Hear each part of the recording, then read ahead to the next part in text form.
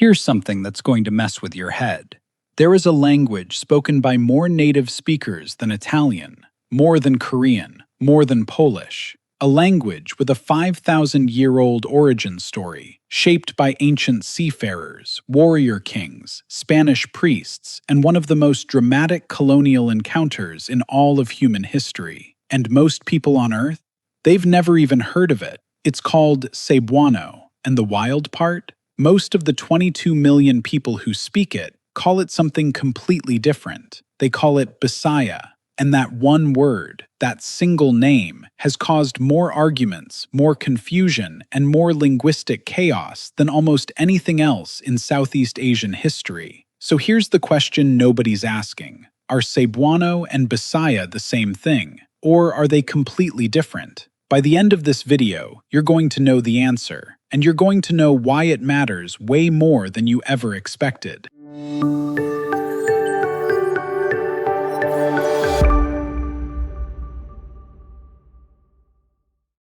Okay, let's back this up. Way up. We're talking 4,000 to 5,000 years ago. Taiwan, a group of ancient maritime peoples, we call them the Austronesians, start loading up their boats. They've got agricultural skills, they've got canoes that can handle open ocean, and they've got a language. One language. A proto-language that linguists today call Proto-Austronesian. And these people, they spread everywhere.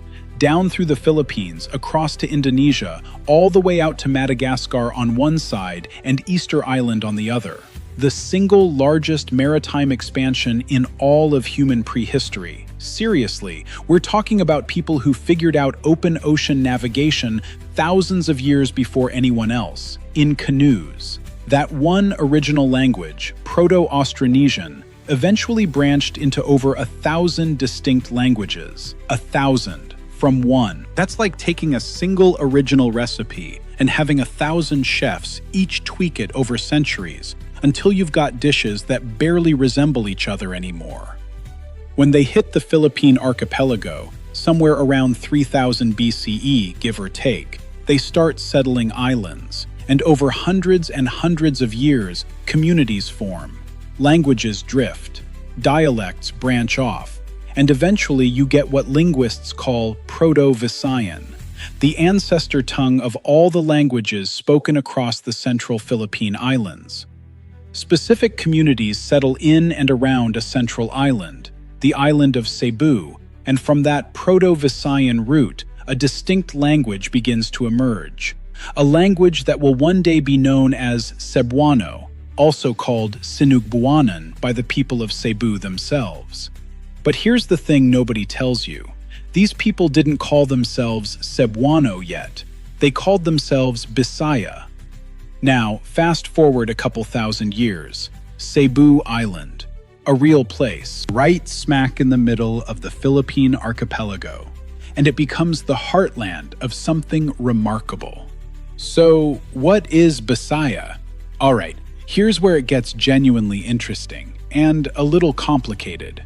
Stay with me, because this is the part most people get completely wrong.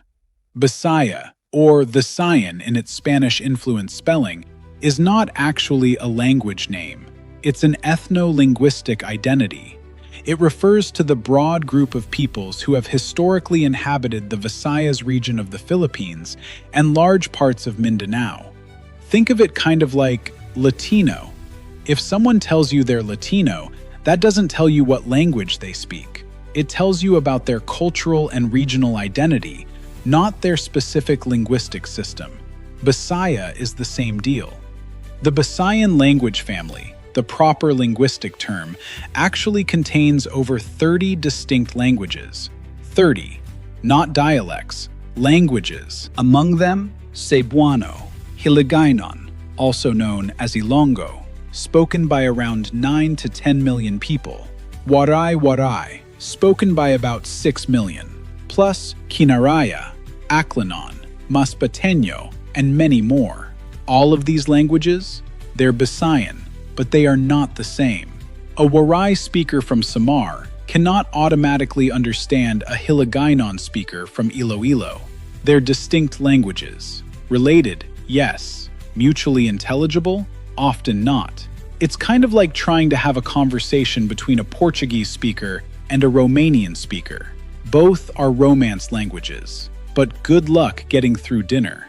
So when someone says, "I speak Bisaya," what they usually mean is, "I speak Cebuano," and I'm identifying with the broader Visayan cultural tradition, because Cebuano is by far the dominant language in the family, spoken natively by over 22 million people, and understood as a lingua franca across huge swaths of Mindanao. But, and this is the crucial part, calling Cebuano the Bisaya language quietly erases the existence of all those other 30-plus languages. And some linguists are pretty heated about that. Okay, real quick, pause for a second. We're diving into something genuinely cool here, and I want to know where you're coming from. Drop a comment right now. Do you speak Bisaya, Cebuano, or one of the other Visayan languages? Or are you just here to learn something new today? Let me know, and then let's keep going. Because the history is about to get wild.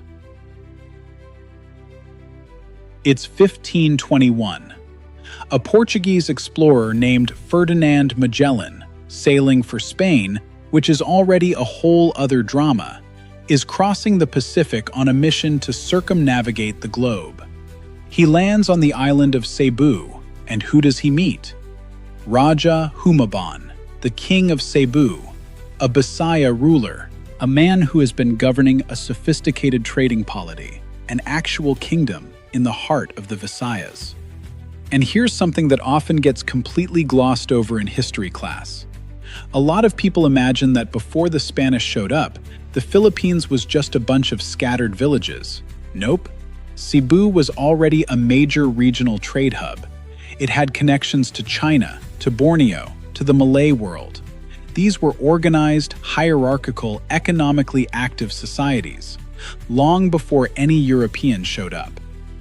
Magellan convinces Humabon to form an alliance, accept Christianity, and align with the Spanish crown. And Humabon plays it smart. He sees the political utility and goes along with it. On April 14, 1521, the first Christian Mass on Philippine soil is celebrated. A Mass on a beach in the middle of the Philippine archipelago, with Spanish soldiers in armor and Visayan warriors standing a few hundred feet apart. You really cannot make this stuff up. But here's the twist, and it's a very Filipino twist. Humabon then uses his new alliance with Magellan to settle a local score. He tells Magellan that a nearby chief named Lapu-Lapu on the island of Mactan is causing trouble and refuses to submit to Spanish authority. Magellan, a bit overconfident at this point, decides to go sort it out personally. It goes very badly for Magellan. In the Battle of Mactan on April 27, 1521, Lapu-Lapu's warriors, using the terrain, using strategy, and basically fighting in shallow water that made Spanish armor a complete liability, killed Magellan. The man who set out to circumnavigate the globe did not circumnavigate the globe, and Lapu-Lapu became the first Filipino hero to resist European colonization, a Bisaya man, speaking what we would today call an early form of Cebuano.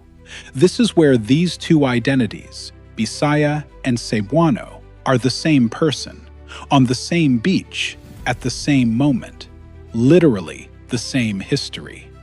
Now, the Spanish didn't give up after Magellan, not even a little bit. In 1565, Miguel López de Legazpi returned and formally established Spanish colonial authority in Cebu, making it the first permanent Spanish settlement in the Philippines. And here is where the language story gets really interesting. The Spanish colonizers needed to communicate with the local population, so rather than forcing everyone to learn Spanish immediately, which would have been a nightmare logistically, they did something pragmatic. They learned the local language. Spanish missionaries studied Cebuano intensively and used it to spread Christianity. And the result of that? Spanish loanwords started flooding into Cebuano, and not just a few words. Today, Cebuano contains hundreds of Spanish origin terms, especially for things related to religion, governance, and modern material culture. Words like cuarto, that's room, from the Spanish cuarto; zapatos, shoes, from zapatos; cruz, cross; Dios, God. 333 years of Spanish rule will do that to a language. But here's what's remarkable. Cebuano was stubborn. The core grammatical structure and the fundamental vocabulary of Cebuano stayed deeply Austronesian. The language absorbed Spanish loanwords the way a river absorbs rain. It changed, it grew, but it kept flowing in the same direction.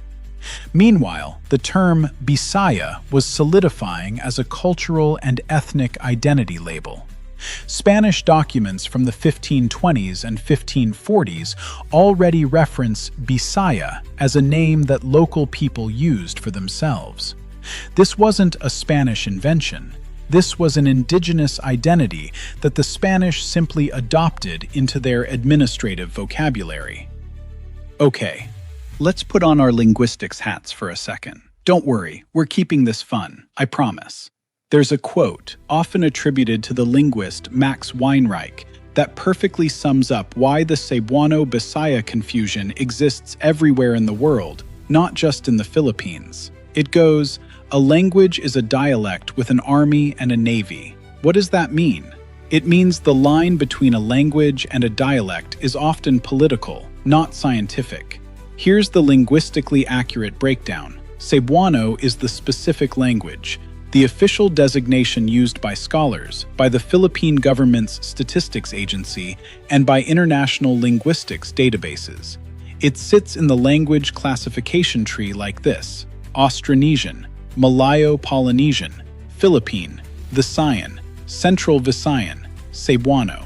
But here's the practical situation. If you walk into a Cebuano-speaking community in Davao City, in Mindanao, not Cebu, and ask someone what language they speak, they will almost certainly say Bisaya, not Cebuano. They associate Cebuano specifically with the island of Cebu. They're not from Cebu, so they don't claim that label. But linguistically, they are absolutely speaking Cebuano. It's a gap between scientific classification and lived cultural identity. And honestly, both are valid. They're just doing different jobs. Now here's the number that absolutely deserves way more attention than it gets. Cebuano has more native speakers than Italian, more than Polish, more than Dutch, Romanian, or Greek. It's spoken natively by over 22 million people, and by approximately 33 million total when you include second language speakers. It is not a small regional language. This is a major world language that the world just doesn't know about.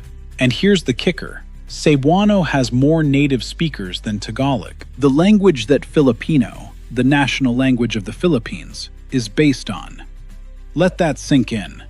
The most spoken native language in the Philippines is not the national language. It's Cebuano. But Filipino is the national language. Why? Politics, geography, colonial administration routing through Manila in the north. The Tagalog-speaking heartland had more political proximity to the Spanish colonial center of power in Manila, and that linguistic proximity eventually translated into official status. This is not ancient history. This is still a point of cultural tension in the Philippines today. Cebuano speakers will tell you about it if you ask. And this brings us back to that point that some linguists are genuinely upset about. When we use Bisaya to mean specifically Cebuano, we flatten an incredibly diverse linguistic landscape. There are Waray speakers in Eastern Visayas, about 6 million people, who are absolutely Bisaya in ethnic and cultural identity, but who cannot necessarily understand Cebuano. There are Hiligaynon speakers in Western Visayas. Same thing. Bisaya, yes. Cebuano, no. When you call Cebuano the Bisaya language, all of those communities, their distinct languages, their literature, their oral traditions, quietly disappear into the shadow of the dominant language. It's a kind of linguistic erasure that happens slowly, organically, and often without anyone intending it. This is a phenomenon linguists see all over the world, by the way. The most spoken language in a region gradually swallows up the name of the whole cultural group it belongs to. English speakers do this too. When people say Europeans speak English, they flatten an enormously diverse linguistic landscape in exactly the same way. Sound familiar? Yeah, we all do this. It's a very human thing to do. So, let's bring this home. Cebuano and Bisaya are not the same thing, but they're also not opposites. They exist at different levels of categorization, like asking whether French and European are the same thing. French is a specific language. European is a broad civilizational and geographic identity. One is not wrong, they're just operating at different scales. And that's exactly what's happening here. Both Cebuano and Bisaya carry the weight of an extraordinary story that started with ancient seafarers paddling out of Taiwan 5,000 years ago, moved through centuries of inter-island trade, was transformed by Spanish colonizers who showed up in 1521 and stayed for 333 years, and eventually produced a 22 million speaker language that the world largely ignores. Every Spanish loanword in Cebuano is a scar from colonialism. Every Austronesian root word is a 5,000-year-old echo of ancient Pacific voyagers. And every time someone in Davao City says, "I speak Bisaya," instead of "I speak Cebuano," they're not making a mistake. They're making a statement about who they are, not just what words they use. That's identity working in real time. That's a living culture asserting itself. And honestly, that's kind of beautiful. The debate between the two names isn't a confusion. That's a living history. Cebuano, Bisaya. Two names, one people, 5,000 years of history, and a story that is still being written. In classrooms, in markets, in barangays across the Visayas and Mindanao, every single day. Now, there's one more layer to this story we haven't even touched yet. The script system the ancient Bisaya used before the Spanish arrived. A writing system called Baybayin, an indigenous Philippine script that was already being used across the Visayas and beyond when Magellan's ships appeared on the horizon. A script that was almost completely wiped out by colonization. Almost. That is a whole other video, and I promise you, it's going to blow your mind even more than this one did.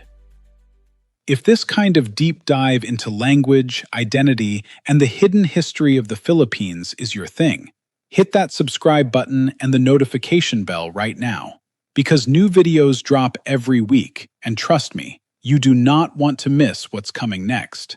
I'll see you there.